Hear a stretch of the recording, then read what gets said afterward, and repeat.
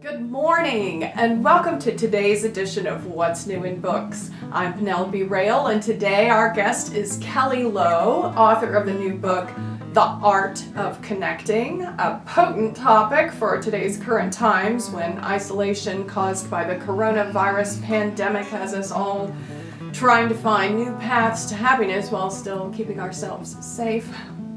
Welcome, Kelly. Thank you. Thank you so much for inviting me today. I'm very excited about having the opportunity to share a lot of helpful information to my readers. Super.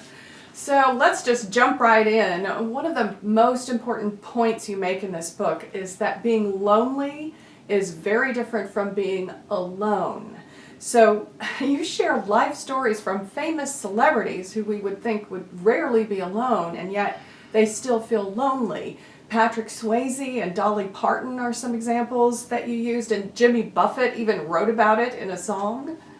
Yes, you can imagine my surprise when I learned about Patrick Swayze because he has always been one of my very favorite actors. I love Dirty Dancing. I love all of his movies and his everything that he's done.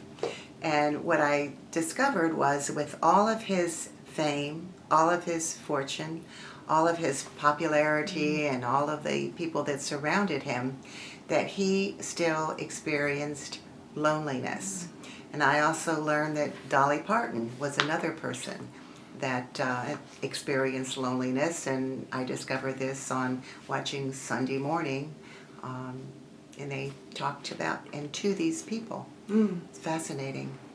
So Jimmy Buffett's song actually tied loneliness to our modern ways of communicating, especially this kind of world of fast communication, texting, instant message.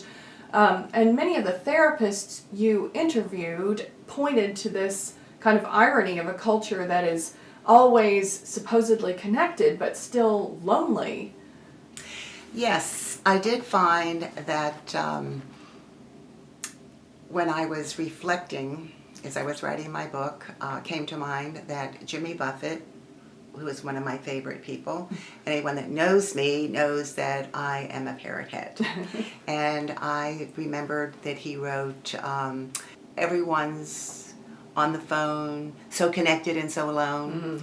And he wrote this long before the internet was so popular and Facebook and iPhones, and it has become even more of a problem. One of the therapists that I interviewed said that people feel more lonely because of all of this social connecting, that Facebook makes you feel bad about yourself because you think everyone's having a better time than you are. And the reality is you're not connecting with the people that you're with. So it's not necessarily a positive thing. A false connection rather than a Yes. real, genuine human Yes, connection. absolutely. So you had recently published your second book on recovering from loss called The Sun Always Rises, when a Sunday morning network TV show triggered your thoughts about this epidemic of loneliness? Yes, watching CBS Sunday Morning confirmed that, and also talking to therapists confirmed that 60% of the American population suffers from loneliness and or depression. You can imagine my surprise when the former general came out with a statement that loneliness was more devastating than people smoking 16 cigarettes a day or obesity. And of course now we have the epidemic. So this is really a big issue. Just like losing someone, losing a spouse is very lonely and can be very depressing, especially during these times. One of the therapists I interviewed, Dr. Catherine Billiot, said the difference between being miserable and being happy takes conscious effort. If you're busy all the time, you're not present. If we do nothing, some of us feel anxious. When Dr. Billiot asked people what activities or skills give your mood a boost? Most people didn't have an answer. Oh. So can you share some strategies that are proven to improve people's loneliness? Yes, in my book, chapter 5 actually, of The Art of Connecting, I talk about some of the very motivating, uplifting things, which are exercising. These are things that I personally experienced and also have noticed in observing other people. Doesn't matter what kind of exercise you do, just so you do something. Motion is lotion, and it keeps your brain going and it keeps your body going. It's wonderful. Another thing is volunteering, getting involved as much as you can with what's going on in this day and age.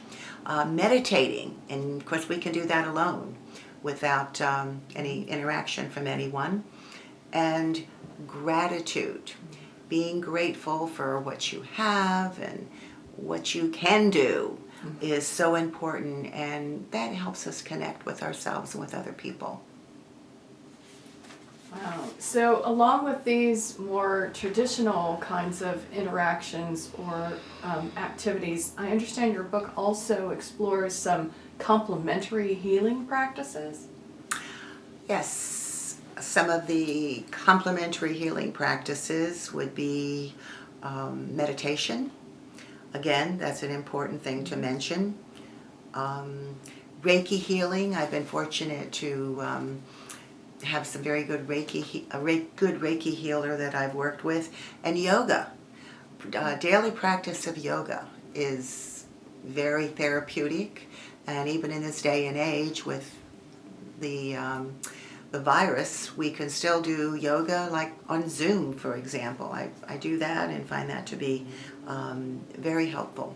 So what do you think is the most important single piece of advice you could give to someone who is fighting loneliness? Well, the first thing I'd say is to ask yourself, what is it that you really love to do? What is your passion? And the second, or that could even be first, is gratitude. Mm-hmm. Gratitude is extremely important. I can't mention that enough. I encourage my readers to keep a journal. Write in the morning when you first get up, or write at night just before you go to bed. What are you grateful for? And what feeds your soul? Great. This is such an important topic. I wish we could go on forever, but that's all the time we have. Thanks so much for being here, Kelly, and for sharing this really important work. On the screen, you'll see links to Kelly's works and where you can find them online. This is Penelope Rail wishing you a life of joy and gratitude.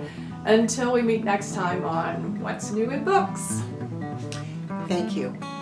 Namaste.